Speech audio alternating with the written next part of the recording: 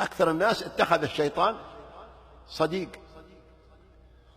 يواليه ويطيعه ويعيش معه، بل مثل الدابة والشيطان فوق رقبته، يلف به يمين وشمال ويلف به. حتى الدرس، يسمع الدرس والمحاضرة ومعرض، نقول له، قال الشيطان: لا يا شيخ، هذول فاضيين، اتركهم، تعال في القهوة، روح في السوق، روح. هذا عبد إبليس. من الذي يتحرر من الشيطان؟